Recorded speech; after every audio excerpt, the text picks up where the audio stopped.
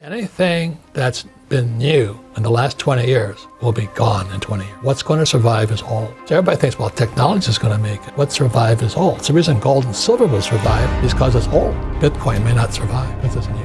On Bitcoin, this digital currency that's out there that people say, oh, it might be the next big thing. What do you think? I think it's rat poison. Do you understand what they're trying to do with it? No, but I regard it as deeply flaky. Bill, what do you think?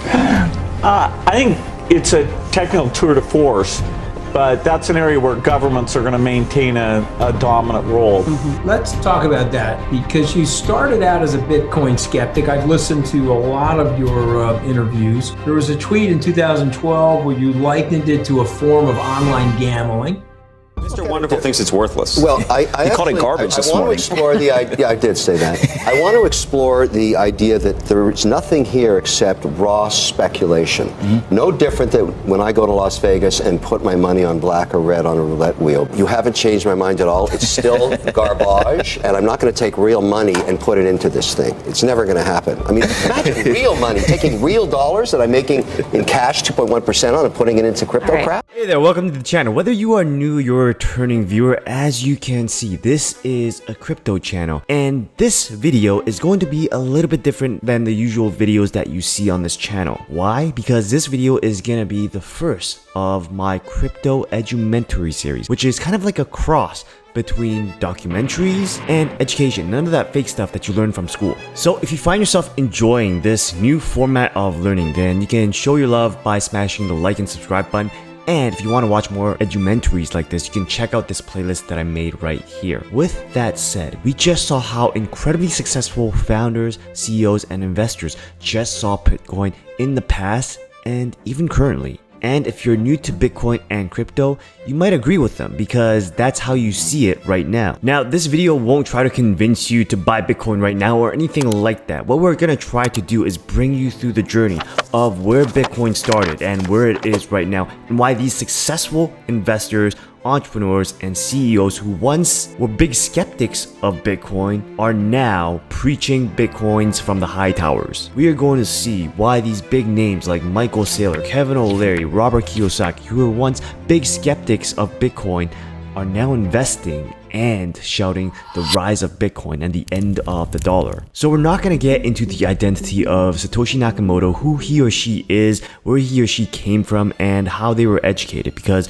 quite frankly, we all still don't know who Satoshi Nakamoto is. It is still a mystery, and there are conspiracy theories on who might be the person who is Satoshi Nakamoto. And we love conspiracies on this channel, but we're not going to go there in this video. And although the creator is important, the more important question is why? Why did he or she start Bitcoin? That is what we want to understand, and we can understand with the help of this Cointelegraph article that will be pinned in the pinned comment below of this video. So Nakamoto wanted to simply create Bitcoin to take back the financial system from the financial elites, giving ordinary people a chance to take part in a decentralized financial system. And you know what? He succeeded. Bitcoin is open source, which means that no person or entity alone has the power to control it. And it is public, which means anyone with internet access has access to it. They can participate whether they live in a country with no financial infrastructure or they're from a terrorist group. So Bitcoin was basically the response to the great financial crisis, which showed that even big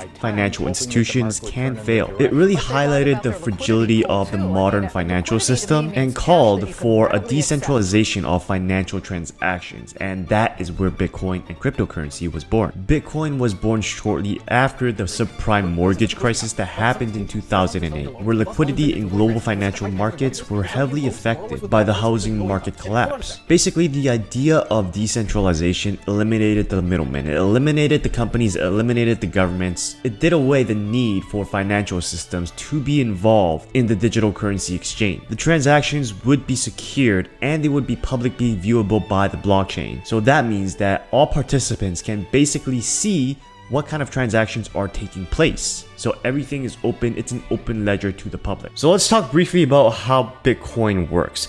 Unlike traditional currencies like US dollar, Canadian dollar, Australian dollar, Japanese yen, and etc., Bitcoin, on the other hand, is not issued by a central bank and it's not backed by the government. So what does that mean? That means that inflation rates, monetary policy, and economic growth indicators that traditionally affect fiat currencies, the US dollars, Canadian dollars, Japanese yen, and etc., those indicators, those factors do not affect Bitcoin. Bitcoin is a blockchain, and we call it a blockchain because there is someone in the world which we call a miner that is processing the transactions that are happening on the Bitcoin blockchain and uploading them up to the blockchain. So let's imagine that Johnny sold Lisa a $5 coffee on January 5, 2022 at 10 a.m. All transactions made with Bitcoin are stacked chronologically. That's why we call it a blockchain. So when Johnny sells a coffee again to Phoebe on January 5th, 10:02 a.m., that comes after the coffee that was sold to Lisa. And when these miners process those transactions and upload the block, because those transactions are wrapped in a block and uploads them to the blockchain, that block gets added to that blockchain. So it's just a list of transactions. That list of transactions then becomes public and everybody can see them. And you can really think of it as a giant Google Doc where we have hundreds of millions of people contributing to the same document. You can see the updates live. The updates, the transactions on the Google Doc are seen by anyone who wants to take a look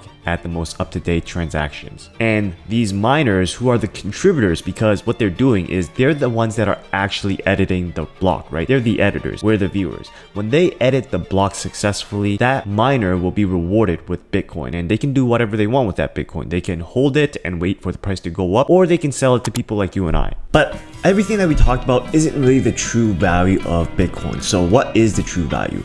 Well, to really start things off, you know, when you were a kid and you saw a TV in the classroom, when you walk into a class, you get all excited because you know that day there's going to be a movie day. And that's what we're going to do. We're going to watch some clips of Goldfinger, which is one of the older James Bond film with Sean Connery in them. And I want you to pick out what is different, what is the theme there. And then we'll talk about that afterwards because it has something to do with inflation. So let's get to it. Yes. Gold, gentlemen, which can be melted down and recast, is virtually untraceable, which makes it, unlike diamonds, ideal for smuggling, attracting the biggest and most ingenious criminals. Thank you, Brunstall. I move it. Because the price of gold varies from country to country. If you buy it here at $30 an ounce, you can sell it in, say, Pakistan at $110 and triple your money. I made a delivery, too. You all made the deliveries we contracted for. And you owe me $1 million. Gentlemen, you can have the million today. Or 10 millions tomorrow. Did you say 10 million? This is my bank. The gold depository at Fort Knox, gentlemen. In its vaults are $15 billion. The entire gold supply of the United States. $15 billion in gold bullion weighs 10,500 tons. 60 men would take 12 days to load it onto 200 trucks. This government's given you a bomb. I prefer to call it an atomic device. It's small, but particularly dirty. Cobalt and iodine? Precisely. Well, if you explode it in Fort Knox, the entire gold supply of the United States will be radioactive for 57 years. They get what they want, economic chaos in the West, and the value of your gold increases many times. Alright guys, so quick pause. If you're getting any sort of value, if you're learning anything from this video, more so than whatever you learned in school, because I find that you learn nothing in school, then can you please help our channel grow by smashing the like and subscribe button? It really means a lot to me. And share this video with any friends or family you think might benefit from learning about Bitcoin, from learning about inflation. Because what you'll be doing for them is saving their money from being devalued by the government. So please do that. Also, please comment down below that you have commented for the YouTube algorithm, because that really helps pushes this video out to more people who needs to see it. Oh yeah guys, you really don't want to skip this next part, because while the technology for Bitcoin is cool, people don't really buy it for the technology. They buy it as an inflation hedge against the actions that the government is doing, which is printing more money and causing more inflation. So before we talk about the Goldfinger clips, we have to define what inflation is, because that is one thing that schools do not teach their students, which is money knowledge. It's the most important thing that you need to know, and schools do not teach it. So inflation is basically when the value of your currency loses value and prices increase. And you must be asking, what does that mean, Donald? I mean, the dollar in my wallet is the same as a dollar, right? And I'm gonna answer, yeah, that's true, but can you still buy the same things with that $1? Can you still buy the same amount of gas with that dollar? So as I'm filming this right now, gas has basically risen from what it was like $2.50 per gallon last year to already $5 per gallon, and it's not stopping. So basically, your dollar basically gets half of the gas that you used to get. That is inflation. And inflation affects any products or utilities, services, gas, cars, and food. And because inflation buys you less, it makes your savings less valuable because now you have to use more money, use more savings in order to buy the same amount that you used to buy before. So let's say you have $1,000 and you used to buy steak every day because you can afford it. Now, because steak price doubled, you can only really afford steak half the time, half the week. And because you have to spend more, you have less money for savings, for investings, for retirement. The Federal Reserve and the government aims in the US to have a 2% inflation rate. And the government right now has declared that inflation is 8.6%. But in actuality, we know that it's actually more because the price of gas doubled from $2.50 to like $5. That's like 100% inflation. Where is the intrinsic value inherent in deploying real capital, let's talk real money here, and putting it into Bitcoin as a storage of value? I get gold. For 2,000 years, including the Romans, they saw value in owning that as an asset class. When people actually put real money into this, they make no interest, they can't pay their taxes with it, the regulators don't like it, which is always a problem for compliance. And where's the long-term value? Just this idea that they're going to cut the number of units in half, that's such a scam. Like, that's just totally... So there we see it. There we see Kevin O'Leary saying that gold was the best inflation hedge, best asset class for the last 2,000 years, that even the Romans believed in it. But one thing that he got wrong is would people actually believe that the halving, having the supply of Bitcoin, because that's what happens every 4 years, would actually raise the value? Well, as we saw from the movie clips of Goldfinger, when they contaminate the gold, that means there's going to be less gold. They're having the supply, right? Or reducing it to a certain amount, such that Goldfinger would probably be the only person holding any gold. And because the gold at Fort Knox is contaminated and he has the only uncontaminated gold that people can actually touch, what do you think is going to happen to the price of his gold? It's going to skyrocket to the moon. So that is the case for Bitcoin, because we know that when supply becomes scarce, the price is going to rise. And we know Bitcoin is scarce because it's been coded into Bitcoin's infrastructure that there will only ever be 21 million Bitcoins. For gold, we don't know how much gold that there will ever be. Gold is not created by humans, it's created by Mother Nature, right? We could find more gold deposits in the deep ocean, which has not been explored yet. Elon Musk can literally create a rocket someday and go into outer space, into another galaxy maybe, and maybe we'll find gold there. So we don't know how much gold there is in the entire universe, but we know that there's only going to ever be 21 million Bitcoin. And then you had the slow conversion into becoming what I would say one of the more exceptional Bitcoin evangelists. I mean, I would describe you like that based on a lot of the stuff that you've said, but now you're putting your money alongside of your ideas in your mouth. You've announced a $425 million investment in Bitcoin from the MicroStrategy cash reserve. And so could you take us through your personal odyssey from skeptic, this is online gambling, to, okay, wait a minute, this is a lot like Microsoft, Facebook, and Amazon? Sure. I mean, in the early days of Bitcoin, Bitcoin's like an open source project. There's no company behind it. It's an emergent phenomena in cyberspace. And, and as it emerged, the early days, it was very uncertain and scary and complicated. And so how will the IRS tax it? Will the government ban it? Will it be illegal to hold it? The early exchanges were failing. Mt. Gox failed. The early use cases were Silk Road. The early question of, is it a security or not, right? You went through all of these tests for Bitcoin. It could have been destroyed because it was banned. It could have been destroyed because it was hijacked by bad exchanges. It could have been destroyed because it was forked. Like, everybody said, well, either someone else is going to copy it or the government will ban it. Over the last 8 years, what happened is it was copied 6,500 times, Anthony. It's the winner of the crypto war. So how do you get comfortable with it? Well, after it's been attacked 6,500 times by clones and they've all failed, and when it emerged to be 95% of all of the proof of work networks, like 95% of all the monetary energy in the crypto asset space is on the Bitcoin network, then it's Facebook, it's not MySpace. So we had to watch it get to a point of maturity where it's seasoned. And we had to watch all of these bad exchanges failed, and all the bad actors failed. And we had to watch the development of a regulatory apparatus. So now you have KYC regulation on the exchanges in the US. You have clarity with regard to how it's taxed. You have clarity with regard to what it is and isn't. I think people are starting to understand it's not a currency. It's not a payment network.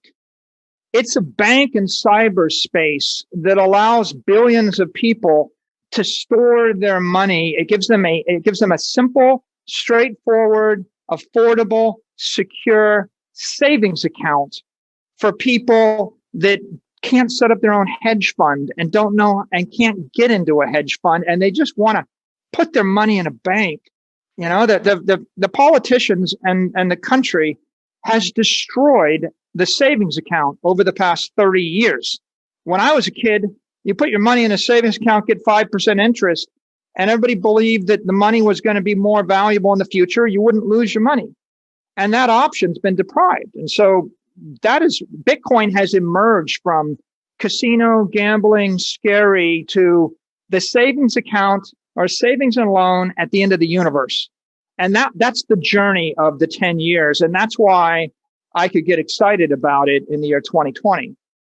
So like Michael Saylor says, Bitcoin is like the next Facebook, the next Amazon. And to be in Bitcoin at this time really requires vision. Like he said, it is a bank in cyberspace that does not discriminate where you come from, who you are, what race or gender, and what you believe in. But the problem is that most people don't have vision. And if you believe you don't have vision, well, you're in luck, because the little secret is that people aren't born with vision. They can actually grow their vision, because I'm one of those people as well. And here's a little story. I remembered when Facebook first IPO'd, and I thought that it was gonna flop because Facebook is just a social media site. I mean, people look at their friends and what they're doing. How does it make money? And that was because I was a consumer. I was not a producer. I was not a marketer. For marketers, they saw it as a golden opportunity because everybody was on Facebook. There's so many marketing eyeballs on there, and they can exploit that. Facebook was already mining for their user data, and they were selling that data to all of these marketers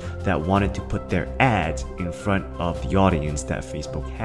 Apple was the same way. When Apple first launched their iPad, I thought the product was gonna flop because it was just a bigger iPhone. Who would use a bigger iPhone? It's gonna be difficult to lug around. But years later, I found myself buying myself an iPad because I use it for reading, for practicing on the piano. I don't have to lug around a heavy laptop to watch movies. I can just use my iPad. And I didn't know that there were so many Apple evangelists out there that have sworn loyalty to Apple products. So much so that the iPad became a permanent product that helped Apple's bottom line. So these were critical events where I did not have vision, and I missed out on investing in Apple and Facebook early, because if I had invested when they got started, then I would not be working. I don't have a need to work right now. So if you're new to Bitcoin, you're new to cryptocurrencies, what I really want to do in this video is try to get you to open your mind and try to see the vision of what Bitcoin accomplishes. That's the whole purpose for this video. Other than that, there are a lot of warnings right now in 2022 that you have to take heed of. One is inflation. The stock market is crashing and the Fed is raising interest rates. You're seeing your hard-earned money being devalued by the government. Wages aren't keeping up with inflation. It costs more to feed your kids. It costs more to put gas in your tank. That's inflation. And as we learned, inflation, interest interest rates, they do not affect Bitcoin. Bitcoin is actually deflationary, which means that as time passes, there is potential for Bitcoin to be $1 million per Bitcoin. And to really strike the point home, people will demand scarce objects, gold, Bitcoin. Imagine you were in the middle of the Arizona desert in summer with no store in sight. How much would you pay for a bottle of water if someone offered it to you? You'd pay whatever he wants, and that's the point I want to drive home. So that's all I have for you in this edumentary, this first video of our edumentary series. If you enjoyed it, please comment below that you want more of these videos, and don't forget to smash the like button, subscribe button, check out these other videos on cryptocurrencies and passive income, and remember guys, continue working, continue building, continue inspiring. See you next time.